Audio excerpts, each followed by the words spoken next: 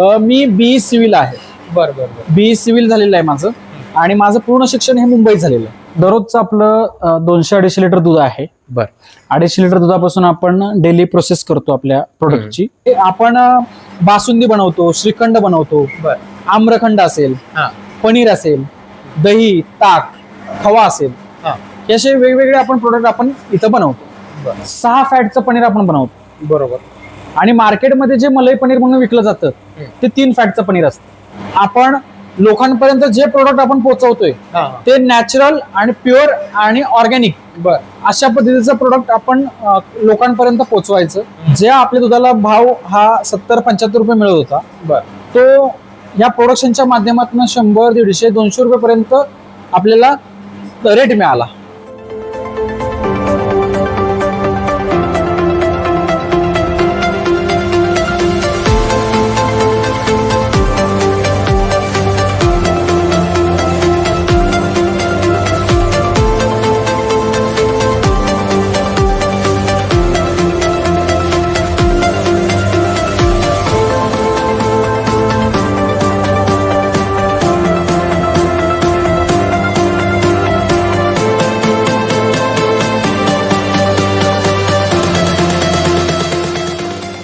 मंडळी नमस्कार. मंडळी कृषी सल्ला युट्यूब चॅनलमध्ये आपलं सर्वांचं स्वागत आहे.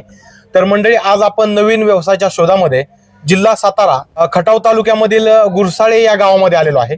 तर या ठिकाणी आपण डेअरी व्यवसायाला भेट देण्यासाठी आलेलो आहे. तर या ठिकाणी मुरा म्हशीचं पालन केलं जातं आणि त्याच्यापासून जे दुधाचं उत्पादन घेतलं जातं त्याच्यापासून वेगवेगळे प्रोडक्ट या ठिकाणी तयार केले जातात.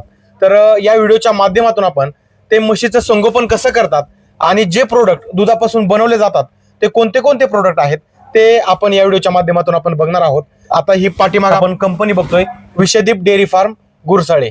तर या ठिकाणी आलेलो आहे. तर आपण आत थेट कंपनीमध्ये जाऊयात आणि कशा मशीन आहेत, कशा प्रोडक्ट आहेत ते बघूयात. तर चला.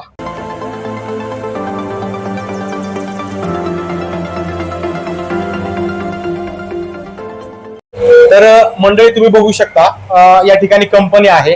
याच्यात दुधापासून वेगवेगळे प्रोडक्ट तयार केले जातात. तर स्टेप बाय स्टेप आपण व्हिडिओच्या माध्यमातून माहिती घेऊयात. प्रथम जे विषदीप डेअरी फार्मचे ओनर आहेत त्यांचा आपण परिचय जाणून घेऊयात आणि त्यांची भेट घेऊयात. चला सर, नमस्ते. नमस्ते. आपला प्रथम परिचय करून द्या आणि या डेअरी फार्मचं लोकेशन सांगा. ओके. माझं नाव ऋषभ जाधव. ह्या डेअरी फार्मचं नाव आहे विषदीप डेअरी फार्म आणि हे आपलं सातारा जिल्ह्यामध्ये खटाव तालुक्यात गुरसाळे असं गाव आहे आपलं. त्या गावामध्ये हे आपलं डेअरी फार्म आहे. तर जाधव साहेब, मला एक सांगा, जी तुमची या व्यवसायाची सुरुवात होती ती सुरुवात कशी केली तुम्ही आणि सुरुवातीपासून कसं कसं स्टेप बाय स्टेप इथपर्यंत आला? ओके. आता मी कसं आहे 2020 साली दुग्ध व्यवसायाची सुरुवात केली. बर सुरुवातीला घरात 1-2 म्हशी होत्या.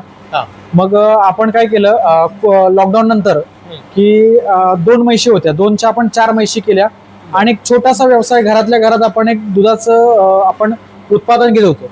बर आणि ते दूध आपण डेअरीला घालायचो. बर किंवा आपल्या जवळचं संकलन केंद्र असतं त्याला ते नेऊन आपण घालायचो. बर तर सुरुवातीला ज्या वेळेला दुधाची क्वांटिटी आपल्याकडे कमी होती त्यावेळेला ते आपल्याला बऱ्यापैकी चांगल्या प्रमाणामध्ये आपल्याला ते परवडत होतं. बर आणि त्या प्रमाणात आपल्याला डेअरीकडनं आपल्याला रेट मिळायचा. बर पण हल्लीच्या असं काळात असं झालं की आपण जनावरांची संख्या वाढवत गेलो, दुधाची क्वांटिटी वाढली आणि एकदा दुधाची क्वांटिटी वाढल्यानंतरला तुम्हाला जो डेअरीकडनं मिळालेला रेट होता तो भरपूर कमी होता. बर आणि त्या रेटमध्ये तुम्हाला हा व्यवसाय परवडणं सोपं जात नव्हतं. म्हणजे बऱ्याचशा अडचणी यायच्या ह्या व्यवसायात.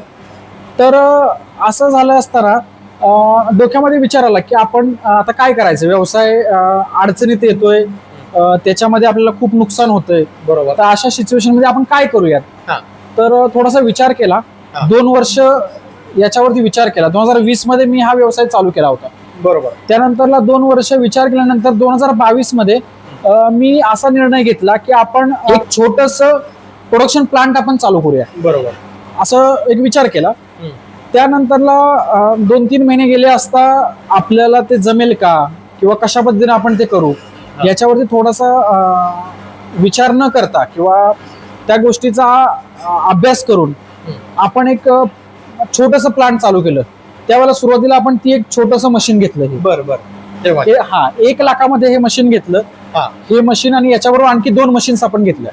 बर बर आणि एक छोटस युनिट आपल्याकडे आपल्या गोठ्याच्या शेजारी, बर तुम्हाला नंतर मी दाखवतोच ते. हा. गोठ्याच्या शेजारी आपण त्याचं एक छोटस युनिट, एक रूम बनवली आणि तिथे एक छोटस युनिट आपण चालू केलं सुरुवातीला. बर बर आणि तिथून आपली जी सुरुवात झाली 2022 पासून, हा. ती आज आपण तुम्ही बघू शकता, आज इथपर्यंत आपण पोहोचलेलो आहोत. बरोबर आहे. तुम्ही हा व्यवसाय काय उद्देश घेऊन चालू केला होता? आपण हा व्यवसाय चालू करत असताना माझा फोकस ह्या युनिटकडे नसून फक्त जनावरांकडे बर. होता सुरुवातीला. बर. पण त्याच्यामध्ये ज्या वेळेला अडचणी मला निर्माण व्हायला लागल्या, हा. दुधाला रेट मिळत नाहीये, हा. आपल्याला जो हवा आहे तो हमी भाव मिळत नाहीये, बर अशा वेळी आपण कशा पद्धतीने त्याच्यावरती नियंत्रण आणता येईल किंवा कशा पद्धतीने आपण त्याच्यामध्ये प्रॉफिट मध्ये जाता येईल, बर बर ह्यासाठी मी अभ्यास केला थोडासा. आणि अभ्यास केल्यानंतरला ह्या व्यवसायात उतरलो आणि एक छोटस युनिट चालू केलं. बर बर युनिट चालू केल्यानंतरला जे आपल्या दुधाला भाव हा 70-75 रुपये मिळत होता, बर तो या प्रोडक्शनच्या माध्यमातून 100, 150, 200 रुपयेपर्यंत आपल्याला रेट मिळाला. आता तुमच्या गोट्यामध्ये किती जनावर आहे? आता गोठ्यामध्ये आपल्याकडे सर्व जनावरं, मोठी दुधावरची जनावरं 35 ते 40 जनावरं आपल्याकडे दुधावरची आहेत. बर. आणि लहान मोठे सगळे? लहान मोठी सगळी 50 जनावरं आहेत आपल्याकडे. बर. तर गोट्यामधल्याच सगळ्या दुधापासूनच इथे प्रोडक्ट बनवतो? हो हो हो. आता आपलं हा कॉन्सेप्ट कसा आहे की आपल्याला सिटीमध्ये, आज मीही सिटीमध्ये राहून आलेलो आहे. बर. मुंबई पुण्यासारख्या सिटीमध्ये मी राहिलेलो आहे. बर. लहानाचा मोठा हा तिकडे सिटीमध्ये झालेला आहे. बर. पण कोविडमध्ये ह्या गोष्टीचा मला नाद लागला बर बर आणि व्यवसाय करायचा, आपण एक कोणता तरी व्यवसाय करायचा आणि ह्या क्षेत्रात आपण पडलो. बर. तर या क्षेत्रात पडल्यानंतर आपण लोकांपर्यंत जे प्रोडक्ट आपण पोहोचवतोय हा. ते नॅचरल आणि प्युअर आणि ऑर्गॅनिक बर. अशा पद्धतीचं प्रोडक्ट आपण लोकांपर्यंत पोहोचवायचं किंवा कस्टमर पर्यंत पोहोचवायचं, बर. अशा पद्धतीने आपण इथे काम करतो. आता तुम्ही म्हणला लहानपण, पूर्ण लहानपणापासून ते आतापर्यंत तुम्ही मुंबईमध्येच होता, तर डायरेक्ट तिथून ते हे मॅच झालं का तुम्हाला? म्हणजे डायरेक्ट शहर ते खेडे आणि त्यामध्ये हा जनावरांचा व्यवसाय, हे पूर्ण मॅच झालं का तुम्हाला? आता हे मॅच होण्याचं कारण म्हणजे की तुम्हाला एखादी जिद्द असेल ना, एखाद्या गोष्टीची जिद्द असेल किंवा एखाद्या गोष्टीची आवड असेल ना, तर ते 100% सक्सेस होत. बर. आणि तुमचं शिक्षण काय झालं? मी BE सिव्हिल आहे. बर बर बर. BE सिव्हिल झालेलं आहे माझं आणि माझं पूर्ण शिक्षण हे मुंबईत झालेलं आहे. बर. एवढं घेतलंय तुम्ही शिक्षण, मग कोणता जॉब फाइंड आउट का केला नाही? नाही, मला एक व्यवसायाची आवड होती आणि व्यवसाय ही असा निवडायचा होता की तो काहीतरी त्या व्यवसायात वेगळं असलं पाहिजे, वेगळं पण असलं पाहिजे. त्याचबरोबर त्या व्यवसायाच्या माध्यमातून आपण लोकांपर्यंत आपण असं प्रोडक्ट घेऊन गेलो पाहिजे की त्या प्रोडक्टमुळे आपलं नाव झालं पाहिजे किंवा आपल्याला आपली जी ओळख आहे त्या प्रोडक्टमुळे आपली ओळख झाली पाहिजे. बरोबर. तर तुम्ही कशा पद्धतीने बनवताय आता प्रोडक्ट? आता आपण ज्या पद्धतीने प्रोडक्ट बनवतो, आपण गोठ्यातलं दूध आपण डायरेक्ट युनिटमध्ये आणायचं. आपल्या युनिट म्हणजे प्रोसेसिंग युनिटमध्ये आणायचं आणि ते प्रोसेसिंग युनिटमध्ये आणल्यानंतर त्याचं आपण डायरेक्टली त्या दुधाचं कुठलीही त्याच्यावरती प्रक्रिया न करता डायरेक्ट त्याच्यापासून आपण प्रोडक्टसाठी ते आपण प्रिपरेशन करतो. आता आपल्या या कंपनीमध्ये कोणते कोणते प्रोडक्ट तयार केले जातात? ओके. आता आपल्या ह्या कंपनीमध्ये आपण बासुंदी बनवतो, श्रीखंड बनवतो, आम्रखंड असेल, पनीर असेल, दही, ताक, खवा असेल, हे असे वेगवेगळे आपण प्रोडक्ट आपण इथं बनवतो. आणि सगळं दूध आपल्या गोट्यामध्येच असतं? हो. आणि आपण हा कॉन्सेप्ट का ठेवलेला आहे, बाहेरून जर आपण जे दूध घेतलं तर त्या दुधाची शाश्वती नाहीये की हे प्युअर दूध आहे. प्युअर दूध आहे असं ते शाश्वती नाही. त्यासाठी स्वतःच्या फार्म मधलं जे दूध आहे त्या दुधापासून आपण दुधाचे पदार्थ बनवतो. बरोबर आहे. तर मला सांगा, आता ही जी पहिली आपण मशीन बघतोय, तर ही कशी प्रोसेस चालू आहे?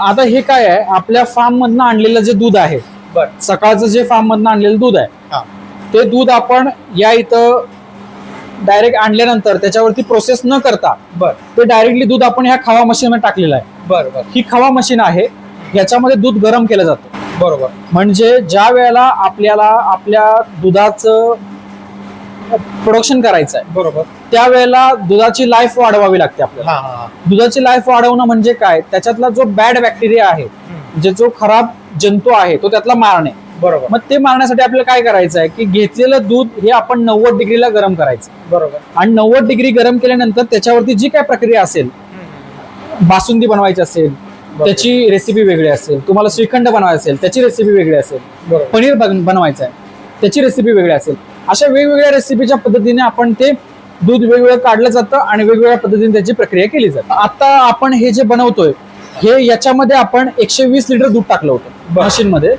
याच्यापासून आपण बासुंदी बनवतोय. बरं. आता जी मार्केटमध्ये जी बासुंदी मिळते ती गाईच्या दुधाची असेल, बरोबर, किंवा मग तुमच्या त्याच्यामध्ये वेगवेगळे पावडर्स वगैरे टाकून ती बासुंदी बनवली जाते, बरोबर, घट्टपणा येण्यासाठी. पण आपण जी बासुंदी बनवतो ही दुधाला आटवून बासुंदी बनवतो. बरोबर. म्हणजे दुधाला आठवल्यावरती ती बासुंदी आपली घट्ट होते. बरोबर आहे. हा, तर आपल्या बासुंदीची खासियत काय आहे, तर आपण याच्यामध्ये 120 लिटर दूध टाकलं. आता याच्यापासून तिला 40-50-55% तिला आटवायचं.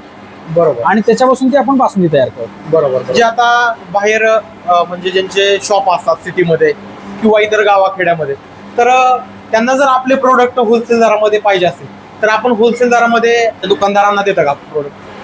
नाही, 100%. आता हे जे या ज्या युनिटमध्ये ही आपली एक छोटीशी कंपनी आहे, या कंपनीमध्ये जे काय प्रोडक्ट आपले तयार होतात हे आपण पुणे आणि मुंबई या ठिकाणी आपण ते होलसेल दरात देतो. बरोबर. उदाहरणार्थ माझी बासुंदी असेल, श्रीखंड असेल, जे कोणी मोठे मोठे दुकानदार आहेत पुणे मुंबईमध्ये, ते आपल्याकडून प्युअर प्रोडक्ट, आपलं जे प्युअर प्रोडक्ट आहे हे होलसेल दरामध्ये ते आपल्याकडनं खरेदी करतात. बरोबर.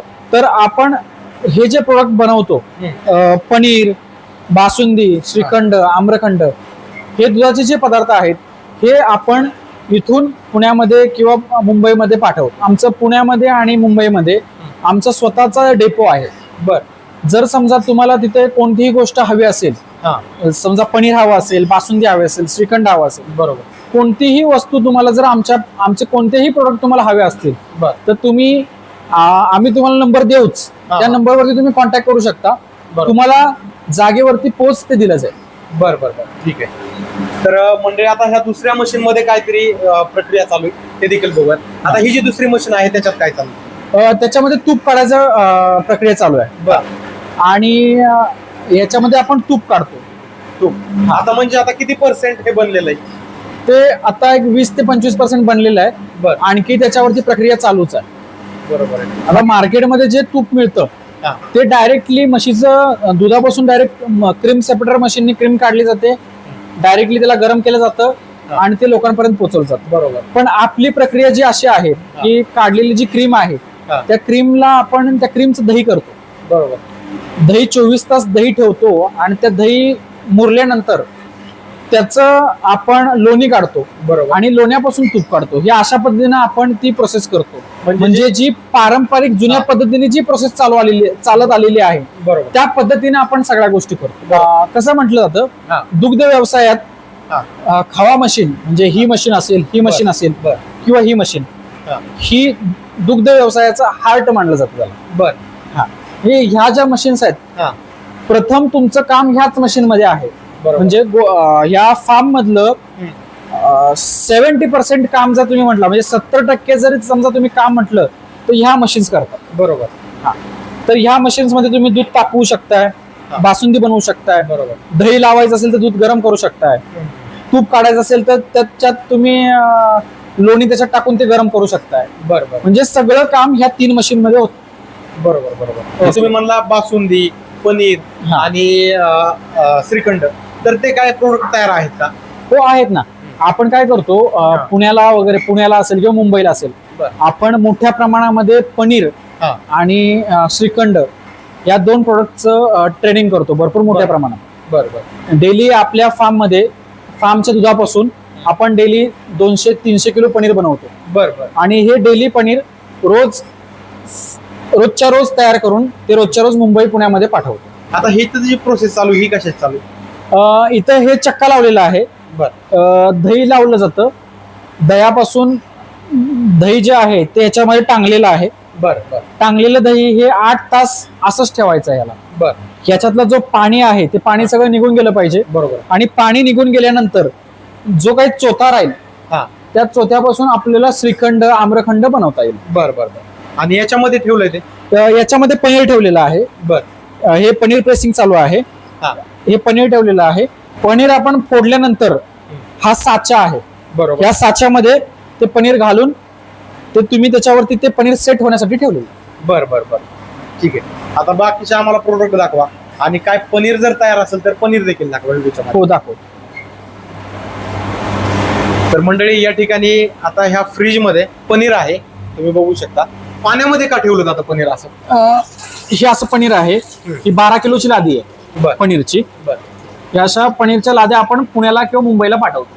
बर बर.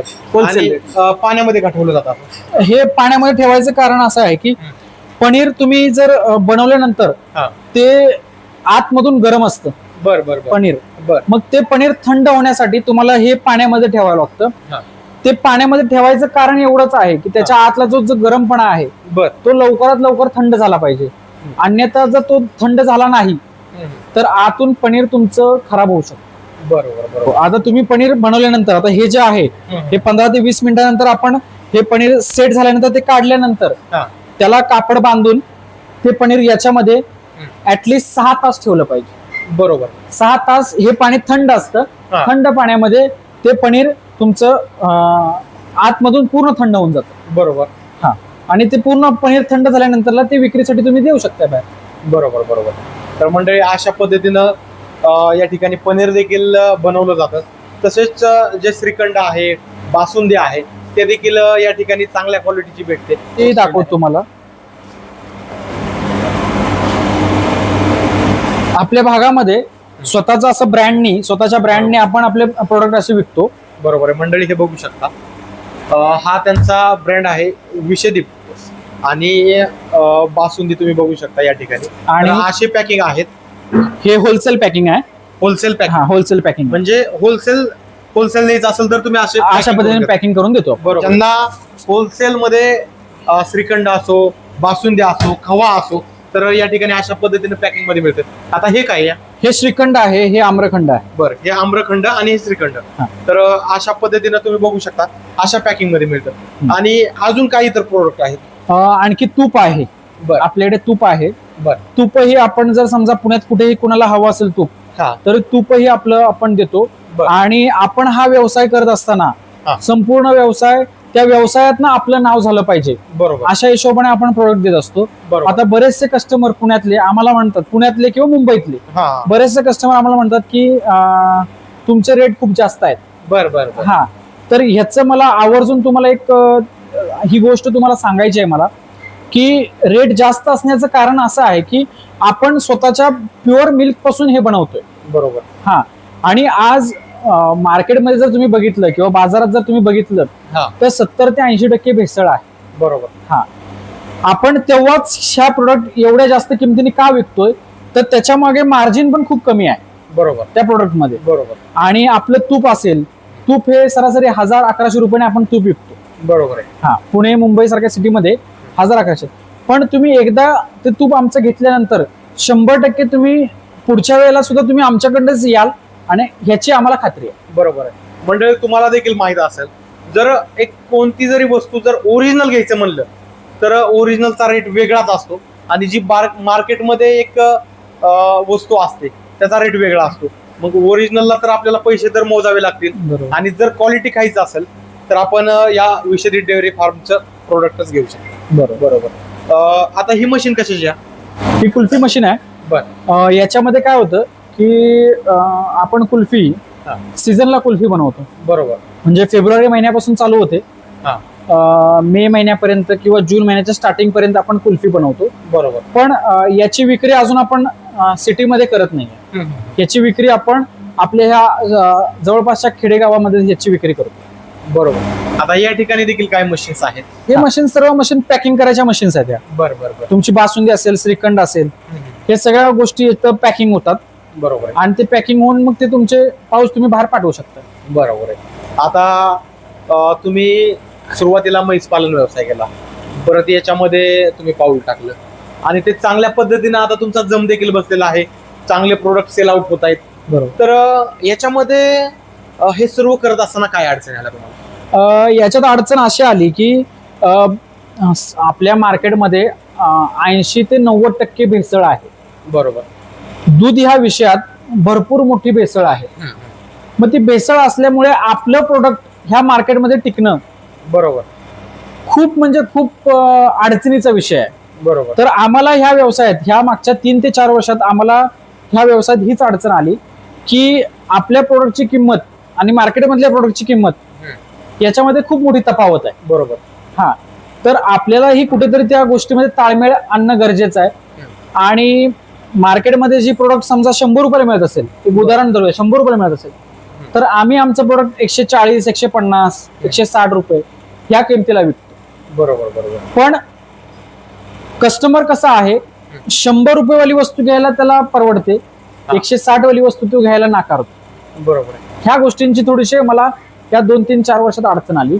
त्यातनंही आम्ही मार्ग काढला आणि जे आता कस्टमर्स आमचे आहेत त्यांना आमच्यावरती विश्वास झालाय.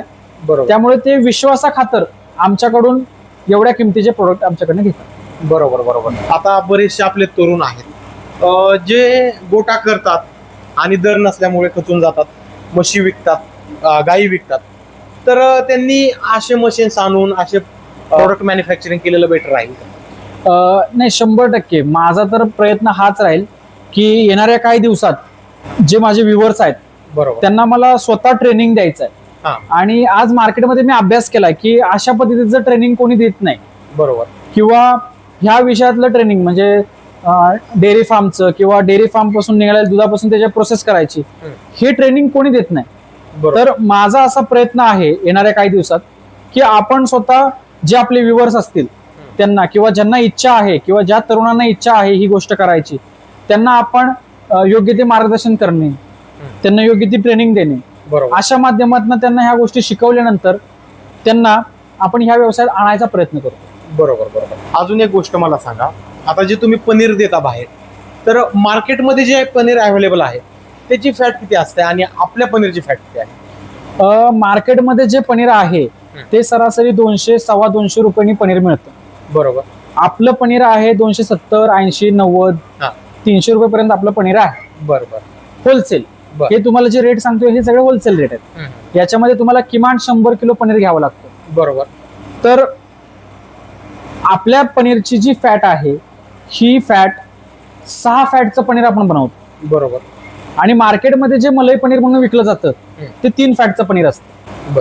म्हणजे आपलं नॉर्मल पनीर 6 फॅटचं आहे. आपलं नॉर्मल पनीर हे 6 फॅटचं, आणि तेच पनीर आपण मलाई पनीर म्हणून विकतो. बरोबर. हा, जे 6 फॅटचं आपलं पनीर आहे हे मलाई पनीरच आहे, फक्त आपल्याकडे तेवढं एकच प्रोडक्ट आहे.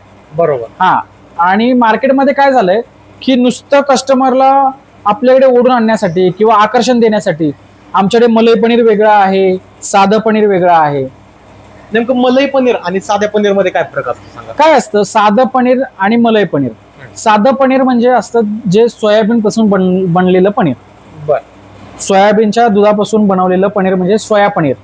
बर. ते साधं पनीर. आणि मलाई पनीर म्हणजे काय की जे गाई म्हशींच्या दुधापासून बनलेलं जे पनीर आहे त्याला मलाई पनीर म्हटलं जातं. बरोबर. पण मलाई पनीर मध्ये पण कसं 3 फॅटचं पनीर असतं, 4 फॅटचं असतं, 5 फॅटचं असतं, 6 फॅटचं असतं. तर आपण जे पनीर बनवतो, कारण आपल्याकडे म्हशीचं दूध असल्यामुळे आपण ते 6 फॅटचं पनीर बनवतो, आणि 6 फॅटचं पनीर आपण पुण्यात, मुंबईत अशा ठिकाणी आपण ते देतो कस्टमर. ठीक आहे. तर मंडळी, अशा पद्धतीनं जे या कंपनीतील प्रोडक्ट आहेत तसेच प्रोडक्ट कसे मॅन्युफॅक्चरिंग केले जातात आणि ग्राहकांना कशा पद्धतीने दिले जातात तर ते बघितलं. आता जे या कंपनीसाठी दूध ज्या फार्मवरून येत आहे, म्हणजे यांचाच फार्म आहे, ते फार्म बघूयात कसं आहे, तिथलं मॅनेजमेंट कसं चालतं ते बघूयात. तर चला. तर मंडळी, आता विषदीप डेअरी फार्म यांच्या या गोट्यामध्ये आलेलो आहे. तर गोट्याचं नियोजन बघूयात कसं कसं आहे. तर हा जो पॅसेज आहे तर इथं काय नियोजन असतं कसं? हा मुक्त गोटा आहे. आपण काय करतो, स्वतःच्या म्हशी ज्या आहेत त्याच्यापासून ज्या रेड्या तयार होतात त्याचं आपण स्वतःच इथं ब्रीडिंग करतो, आणि स्वतःच आपण ज्या फार्मवरती आपल्या ज्या रेड्या आहेत त्या रेड्या आपण सांभाळून त्याचं एका म्हशीमध्ये रूपांतर करतो. बरोबर बरोबर. तर मंडळी, या ठिकाणी वगैरे संगोपन केलं जातं. आता बघू शकता पुढं छोटे छोटे पिल्ले आहेत, वगैरे आहेत, तर त्यांना खाद्य टाकलं आहे. तर त्या ठिकाणी आहेत. आता आपण आतमध्ये जाऊन म्हशी बघूयात आणि कसा गोठा आहे. चला.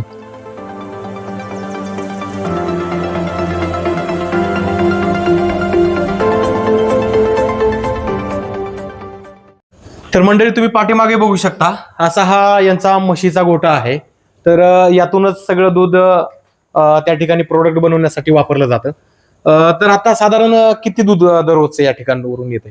दररोजचं आपलं 200-250 लिटर दूध आहे. बर. 250 लिटर दुधापासून आपण डेली प्रोसेस करतो आपल्या प्रोडक्टची. तर अशा पद्धतीने आपण ते दूध आहे 200 ते 250 लिटर दूध आहे. बरोबर बरोबर. तर मंडळी अशा पद्धतीनं आपण व्हिडिओच्या माध्यमातून विषदीप डेअरी फार्म येथील संपूर्ण नियोजन बघितलं, प्रोडक्ट कसे बनवले जातात, तसंच यांचा गोठा कसा आहे, यांची जी कंपनी आहे कशा पद्धतीनं आहे, तर ते सर्व बघितलं. तर मंडळी तुमच्या काही शंका असतील तर कमेंट बॉक्समध्ये कळवा आणि विषदीप डेअरी फार्म यांच्या इंस्टाग्राम ID तसेच युट्यूब चॅनल या ठिकाणी फॉलो करा. तर आजच्या या व्हिडिओमध्ये इथे थांबूयात. तोपर्यंत नमस्कार. नमस्कार.